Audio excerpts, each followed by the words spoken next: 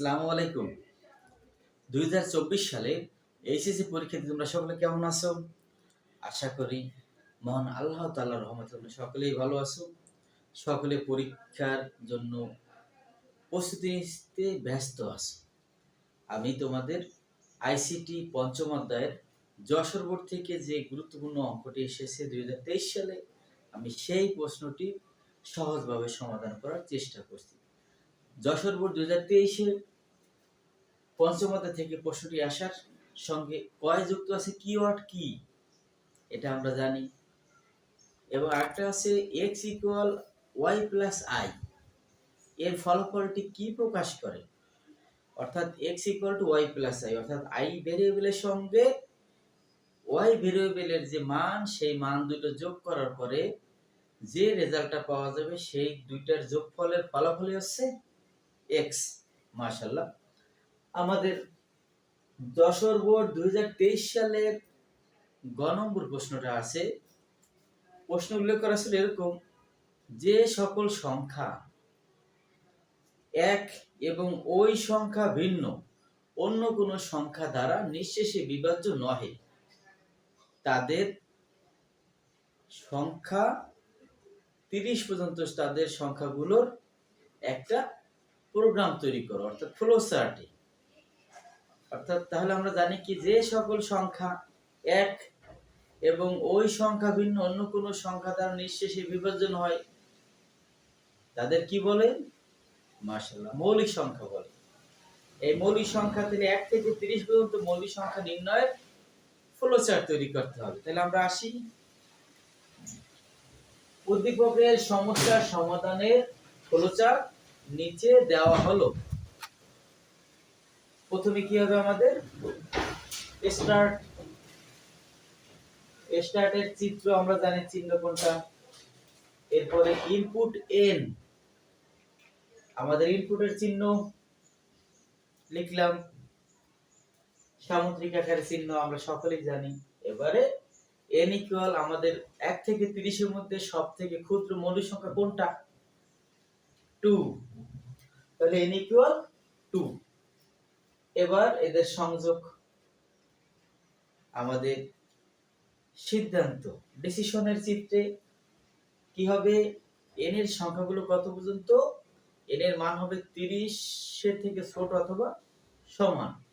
30 এর থেকে ছোট কেন? প্রশ্নে উল্লেখ করা আছে, আমাদের প্রশ্নে কিন্তু উল্লেখ করা আছে।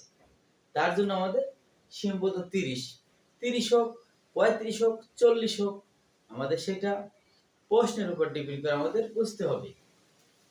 এবারে আসি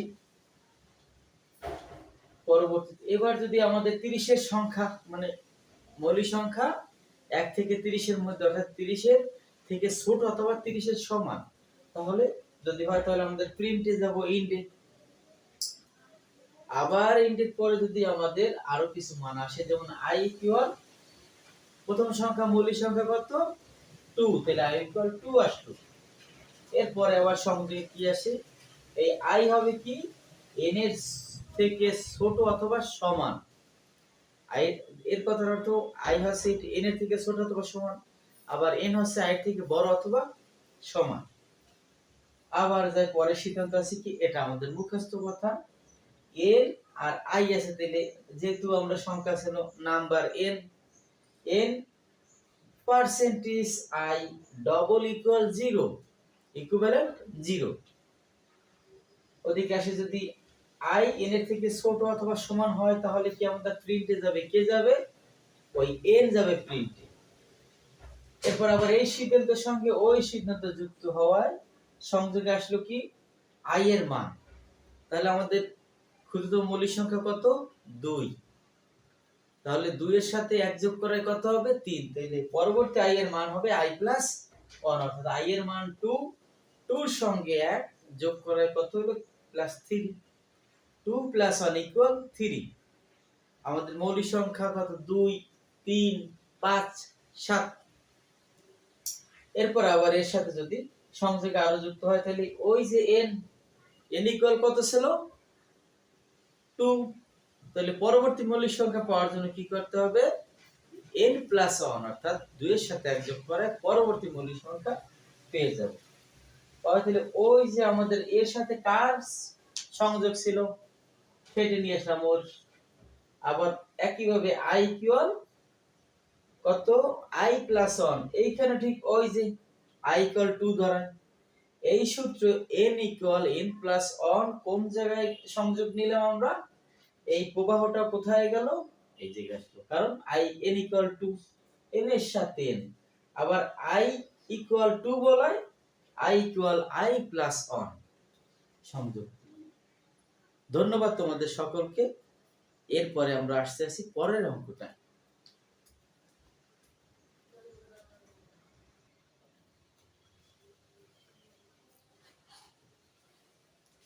এবারে আমাদের প্রশ্নের ঘ নম্বরে উদ্দীপকে আছে, প্রশ্ন উল্লেখ করা আছে যে স্যারে যে উল্লেখ করেছেন যে বিষয়টা, সেটা হচ্ছে কি ওই 1 থেকে 30 এর মধ্যে যে মৌলিক সংখ্যাগুলো আছে সেগুলো আবার সি প্রোগ্রামের মাধ্যমে আমাদের প্রকাশ করতে হবে।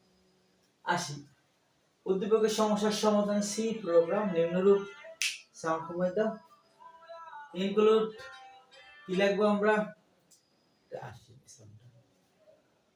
অপারেটর সাউন্ডটা একটু ইন্ট্রো, ঠিক আছে, একটু পরে স্ল্যাশ ইনক্লুড স্টুডিওস, এটা আমাদের কমন সূত্র ট্যাগ। ইনপুট মেইন ফার্স্ট ব্র্যাকেটের পরে সেকেন্ড ব্র্যাকেট, একটু সব সময় আমাদের কমন থাকবেই। এবারে আসি প্রিন্ট এফ। এখন মৌলিক সংখ্যার ইংরেজিতে বলে কি প্রাইম নাম্বার, মৌলিক সংখ্যা প্রাইম নাম্বার আসলো, প্রাইম নাম্বার বিটুইন কত থেকে কতর মধ্যে সীমা 1 and 30 semicolon 9 number of n, double inverted comma দুই সাইড থেকে ক্লোজ, আবার আসলো কি সেমিকোলন। এবার আসি int integer i comma n number semicolon.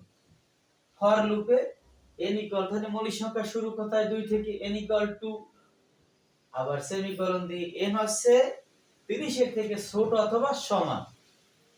এভাবে কি হবে n এর নাম্বার বাড়বে, মানে n এর সাথে 1 যোগ করলে একবার 1 সাথে 1 যোগ করো না, প্রয়োজন অনুসারে যত সেজন্য n double plus first bracket শুরু শেষ। এবার আবারও সেকেন্ড ব্র্যাকেট ফর ওই একইভাবে i ইকুয়াল টু, i এর মান হচ্ছে n অপেক্ষা ছোট, অর্থাৎ i is less than n। এখানে ওই একই সূত্র, i হচ্ছে কি মৌলিক সংখ্যা আকারে, অর্থাৎ 2 এর পরে 3, 3 এর পরে 5, 5 এর পরে 7, 7 এর পরে 11। এই কথার অর্থ প্রতিবার মৌলিক সংখ্যা তো একই সূত্র আকারে বাড়ছে না, অর্থাৎ 2 এর পরে 3, 2 এর সঙ্গে 1 যোগ